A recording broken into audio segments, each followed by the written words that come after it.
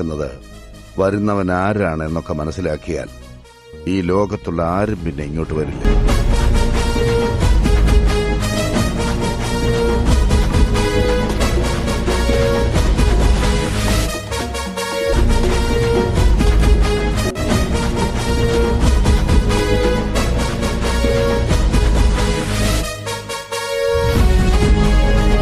Hello guys, നിങ്ങൾ തമ്പ്നെയിലും ടൈറ്റിലും കണ്ട പോലെ എങ്ങനെയാണ് ഇങ്ങനത്തെ ലോഗോ ഉണ്ടാക്കിയെടുക്കാൻ നോക്കാം.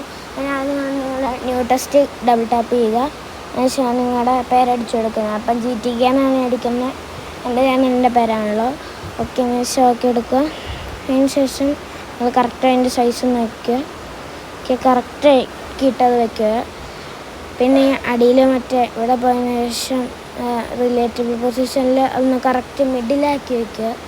കറക്റ്റ് മിഡിലാക്കി വെച്ചതിന് ശേഷം നിങ്ങൾ കുറച്ച് പോയതിന് ശേഷം ഇവിടെ AB ഫോണ്ട് എന്ന് പറഞ്ഞാണ് അതിലേക്ക് ശേഷം നിങ്ങൾക്ക് ഇഷ്ടപ്പെട്ട ഫോണ്ട് എടുക്കുക. ഞാനിപ്പോൾ ഈ ഒരു ഫോണ്ടാണ് എടുക്കുന്നത്. നിങ്ങളുടെ ഇഷ്ടപ്പെട്ട ചോയ്സാണ്. ഫോണ്ടെല്ലാം നിങ്ങളുടെ ചോയ്സ് തന്നെയാണ്. ഇപ്പോൾ ഈ ഒരു ഫോണ്ട് എടുത്തു, കാരണം 3 ലെറ്ററല്ലേ ഉള്ളതുകൊണ്ട് വലിയ ഫോണ്ടൊന്നും ഞാൻ എടുത്തില്ല. പിന്നെ നിങ്ങൾ ബാക്ക് എടുത്ത ശേഷം നിങ്ങൾ കുറച്ച് നോക്കി വെക്കുക. അന്നേരം നിങ്ങൾക്ക് ഇവിടെ ഒരു ഇത് കാണാൻ പറ്റും. മറ്റേ കളറെന്ന് പറഞ്ഞാണ് ഓപ്ഷൻ. കളറും പോട്ടെ, സ്ട്രോക്ക് എനേബിൾ ചെയ്യുക. അതിനുശേഷം ഗ്രേഡിയൻ്റ് കൊടുക്കുക. അതിനുശേഷം നിങ്ങൾ അവിടുത്തെ കളർ നിങ്ങൾക്ക് ഇഷ്ടപ്പെട്ട ഒരു കളർ കൊടുക്കുക. ഓക്കെ, ഞാനിപ്പോൾ എടുക്കുന്നത് പിങ്ക് ആണ്. നമുക്കൊരു ബ്ലാക്ക് സ്ട്രോക്ക് എടുക്കുമെങ്കിൽ ഇപ്പം ഞാനൊരു ബ്ലാക്ക് സ്ട്രോക്ക് എടുക്കട്ടെ. വെയിറ്റ് ബ്ലാക്ക് കളർ സ്ട്രോക്ക് എടുക്കണം. സ്ട്രോക്കൊന്നൊരു ഇത്ര സ്ട്രോക്ക് ആക്കി വയ്ക്കുക. ഭയങ്കരമായിട്ടും പാടത്തില്ല, കുറച്ചേ പാടത്തുള്ളൂ. ഓക്കെ, ഞാനിപ്പം വയ്ക്കുന്നതെന്ന് വെച്ച് കഴിഞ്ഞാൽ ഒരു ബ്ലാക്ക് കളറാണ് ഞാനിപ്പം വയ്ക്കാൻ ഉദ്ദേശിക്കുന്നത്. ഓക്കെ, ബ്ലാക്ക് വയ്ക്കുക കറക്റ്റ്. ഓക്കെ, അതിന് ശേഷം നിങ്ങളിത് കുറച്ച് എനേബിൾ എടുക്കുക. കുറച്ച് വയ്ക്കുക, നമ്മൾ കൂടിയാലും കുറഞ്ഞാലും കുഴപ്പമാണ്. അതിനുശേഷം നിങ്ങൾ ചെന്നിട്ട് ഇത് കൊടുക്കുക. വേറെ ഒന്നുമല്ല, നമ്മുടെ കളർ തന്നെ. ഓക്കെ, നിങ്ങൾ കളർ എടുക്കുക, ഗ്രേഡിയൻ്റ് കൊടുക്കുക. പക്ഷേ ഞാനൊരു പിങ്ക് കളറാണ് കൊടുക്കുന്നത്, കാരണം എനിക്ക് ലോഗോ വയ്ക്കുകയാണ്. ഞാൻ സെക്കൻഡ് ലൈറ്റാണ് ലോഗോ ആയിട്ട് യൂസ് ചെയ്യുന്നത്, അതുകൊണ്ട് പിങ്ക് കളറായിട്ട് കൊടുക്കുകയാണ്. ഓക്കെ, പിന്നെ ഇവിടെ അത്യാവശ്യം റെയിനൊക്കെ ഉണ്ട്, അതുകൊണ്ട് ക്വാളിറ്റി ആയിരിക്കില്ല സൗണ്ട്, അതുകൊണ്ട് അഡ്ജസ്റ്റ് ചെയ്യുക. പക്ഷെ ഇത് അങ്ങ് സേവ് ചെയ്യുക ഇമേജ്.